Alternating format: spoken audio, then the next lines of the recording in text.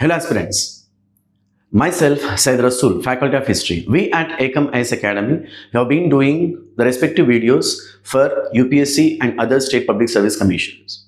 Now, in this session, we'll be going to discuss one of the important topics for all competitive exams, including optional history, that is integration of princely states.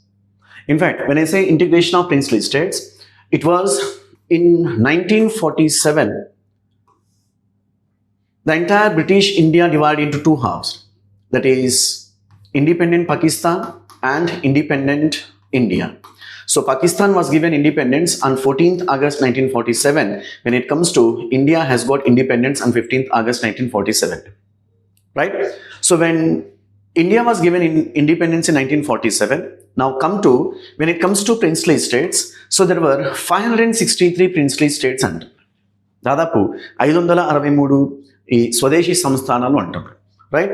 So మళ్ళీ ఏంటి స్వదేశీ సంస్థానాలు అన్నప్పుడు, so around 563 princely states which covered 48% of the area of pre-independent India and constituted for about 28% of its population. Out of 563 princely states, the massive princely state happened to be Hyderabad state. What was an attitude of British government towards princely states? In fact, the respective princely states, they signed on subsidiary alliance. So subsidiary alliance, this is another topic. You just go through the previous videos of subsidiary alliance. Subsidiary alliance provisions enti vanni kuda mana previous videos lo discuss chesam. Just go through. So the respective princely states, the three powerful functions of the respective princely states were kept with British. మళ్ళీ ఏంటి three powerful functions అన్నప్పుడు external affairs, defence and communications.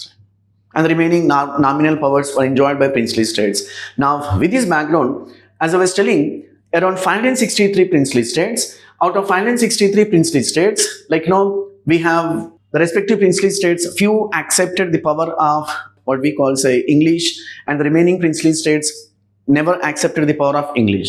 And those princely states which never accepted the power of English government, so we call these princely states for about 563.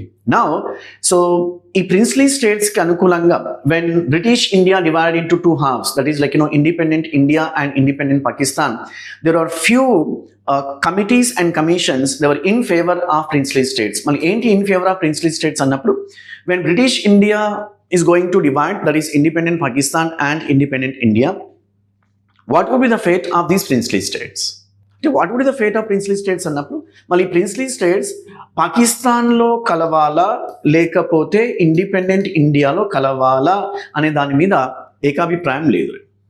Now come to, so there are few committees and commissions, they were in favor of princely states. When I say in favor of princely states must be independent in nature.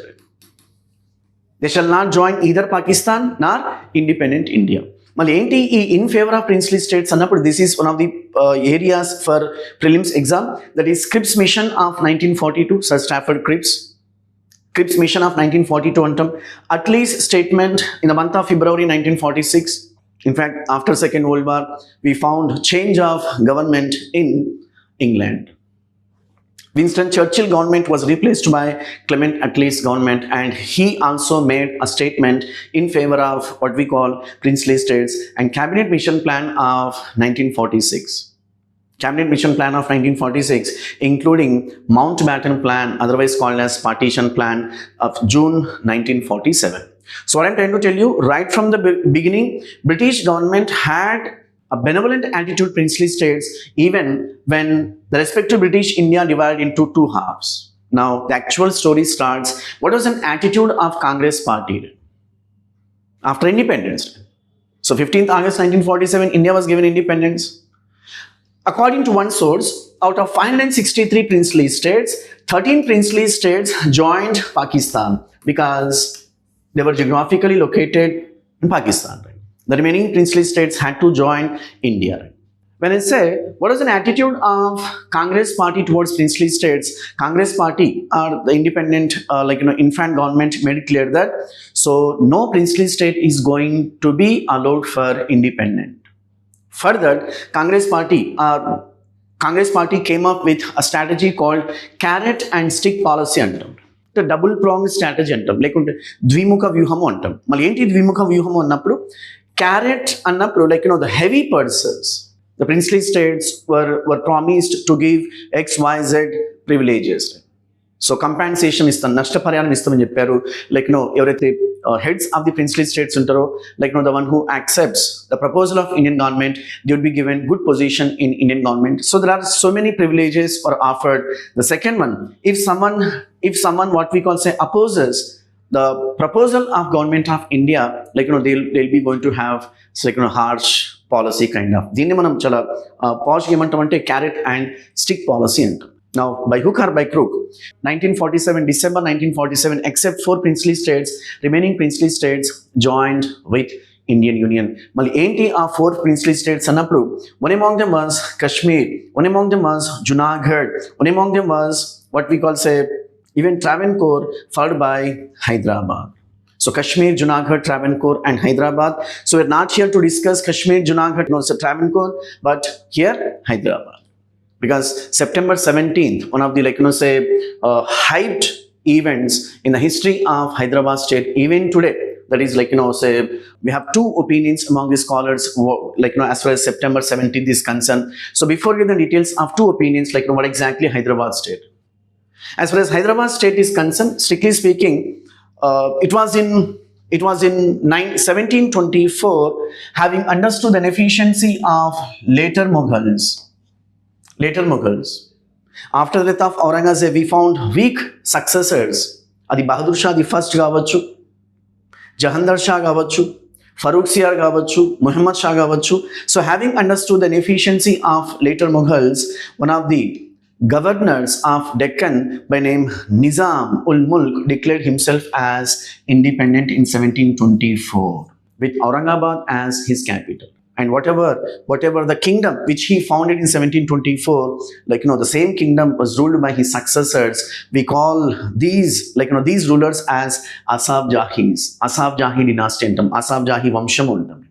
There are 7 rulers ruled the respective territories, three famous linguistic territories, that is Marathi speaking territories, Telugu and Urdu speaking territories and Kannada speaking territories. So the first ruler happened to be Nizam ul Mulk, and the 7th and the last ruler happened to be Mir Usman Ali Khan. Now the actual story starts here.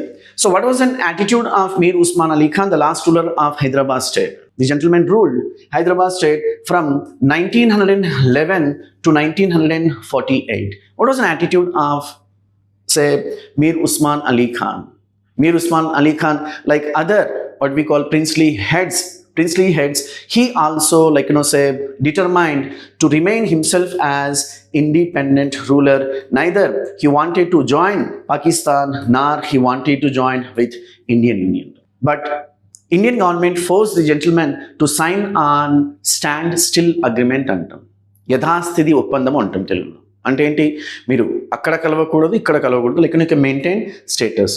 So having signed on standstill agreement, the same Nizam, he got involved in human what we call say atrocities. He had a private unorganized army antam, you might be knowing that is Razakars.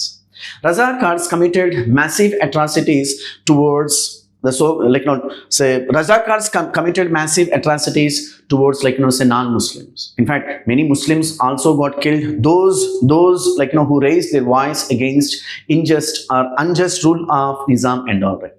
So having understood the deplorable conditions in Hyderabad state, Indian government decided to take a police action against Hyderabad state.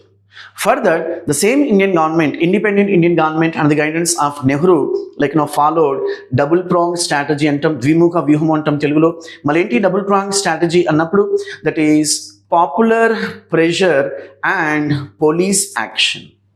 Malenti popular pressure ni manam emantamante join Indian movement antam. So Indian government instructed Hyderabad State Congress, one of the branches of Congress party. Hyderabad State Congress, Hyderabad State Congress has got instructions from High Command. So mobilise the people against Nizam. దీన్ని మనం ఏమంటామంటే join India movement అంటాం. So join India movement organised by what do we call Congress party, Hyderabad state Congress, under the guidance of Swami Ramananda Tirtha. Because you have to pressure Nizam to merge with Indian Union. And besides even police action. Having understood the tactics of Indian government, what is the response of Hyderabad Nizam annappudu?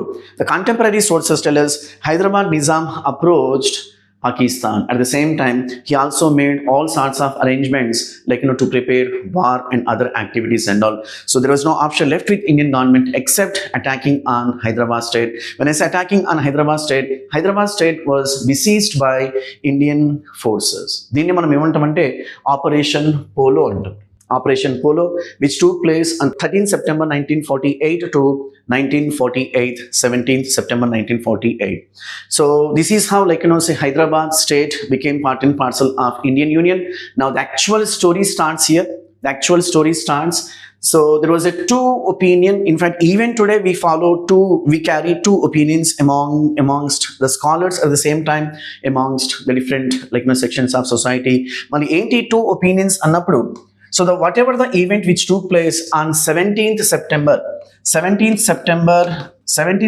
1948, we found two opinions. According to one opinion, that is this event to be considered as liberation. మనం తెలుగులో ఏమంటామంటే విమోచనము అంటాం. విమోచనము, liberation, విముక్తి. Another opinion says integration. మనం తెలుగులో ఏమంటామంటే విలీనము అంటాం. విలీనము. So the event liberation or integration. Now keeping aside the political ideologies, as we generally prepare for competitive exams, మరి aspirants ఏ విధంగా రాయాలి అన్నప్పుడు, so we generally instruct aspirants shall maintain a diplomatic approach. You shall not carry integration, the view of integration, nor you shall have, say, opinion of liberation. First, we have to understand what does it mean by liberation and what does it mean by integration. Annappudu, liberation ante vimukti. For example, India has liberated by 1945. అంటే ఒక foreign ఆధీనంలో నుంచి బయటకు రావడాన్ని మనం జనరల్గా లిబరేషన్గా పరిగణిస్తాం.